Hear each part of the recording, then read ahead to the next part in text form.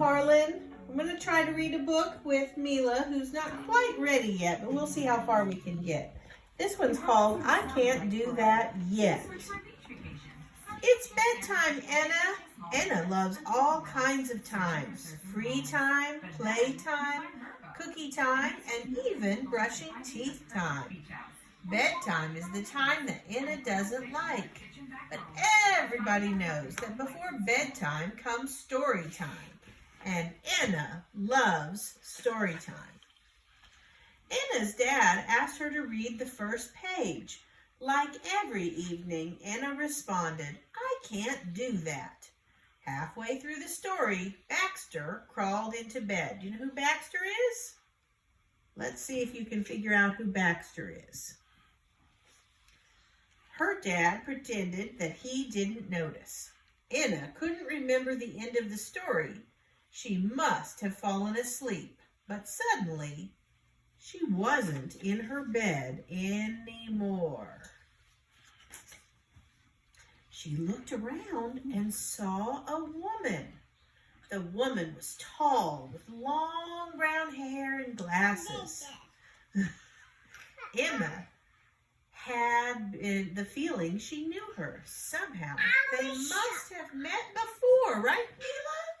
They met before. What? It's coming. Okay, right after the story, okay? Yes, we'll finish the story and then we'll do that. Finally, you are here. I was waiting for you all day long, said the woman. Let me show you what we have done. The woman smiled and took Anna by the hand. Look, Anna, this is our office. We usually arrive here at around 9 in the morning. The team we work with is awesome. We hired a bunch of very creative and smart people. Everybody works together and we lead the technical department. Anna could tell the woman was excited, but she had no idea what she was talking about. She didn't want to interrupt her, but she could not understand why the woman kept saying we. And why did the woman look so familiar? Yesterday was a crazy day, the woman said. The servers went down and everyone was worried. Our webpage wasn't showing, but fortunately, we were able to fix it in 20 minutes. Anna was so confused. She didn't know what servers were or why they were important, but she was glad the woman could fix her problem. Then the woman took Anna to a desk. She turned on a computer and started writing something. Anna, I'm going to take a break. Can you finish the rest of the work? Oh my goodness, look at Anna's face. She looks very worried to me. She look worried to you? Guess what she said? We had a little bit of technical difficulties and my granddaughter had to go to sleep. So, the last thing I said was, I can't do that. The woman started laughing, and Anna thought that was mean, but her laugh was so contagious that she eventually had to laugh too. I wonder why they're laughing. Suddenly, the woman got up and went to the fridge. She put celery sticks and a jar of peanut butter on the counter. Slowly, the woman started to put a celery stick directly into the jar. Anna's mom always told Anna to use a fork instead of putting the celery directly in the jar. But this woman didn't seem to care. I like celery. I don't like peanut butter.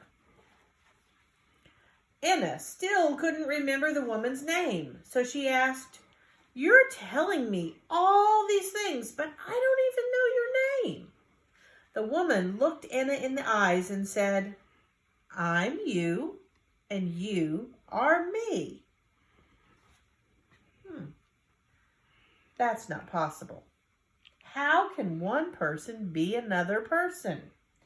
The woman stood up from her chair and whispered, My name is Anna, and I'm a possible version of you in the future.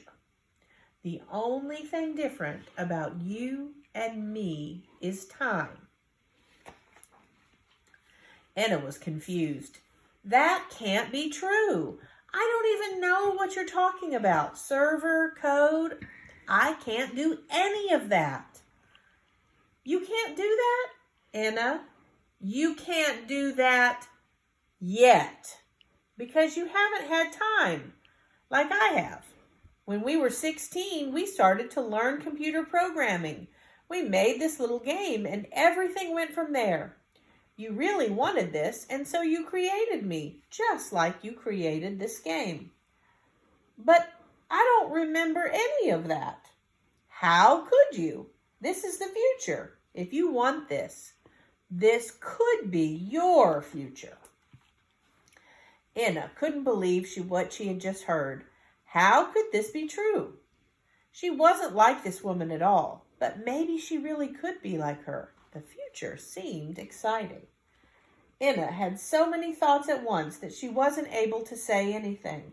The woman said that Anna could be her if she wanted. But what if she didn't want to be her? Maybe she doesn't want to be a computer programmer. Is that possible? Anna didn't want to hurt her older self's feelings, so she didn't say anything. Anna's older self looked at her and said gently, "You don't need to say anything. I know exactly how you feel. I want you to meet a few people before you have to go. All of them care about you very much. Who do you think they are?" With these words, she opened a door and Anna could see what was inside. The room was full of Annas. There were so many Annas, she didn't know which one to focus on. Each one seemed different, but at the same time familiar. Nobody seemed to notice little Anna. She wished she were able to stay forever and to meet every single one of them. Just when she finally had the courage to step into the room, the door closed. Suddenly, Anna's feet started to feel wet. She heard a voice far away. The voice told her she had to go now. She then heard her older self telling her one last thing. We are always inside you, even when you don't see, feel, or know it. Anna felt Baxter licking her feet and quickly realized she was back in her bed. Did you figure out who Baxter was? Her little puppy? She got up right away and told her dad, "I want to try to read the first page tonight. With a little time, I'll get it right. I just can't do it yet." So true. I can't do that yet, but pretty soon it's possible. One of these days, Mila will be able to make it through the whole book with Gigi. But for now, good night, Harlan.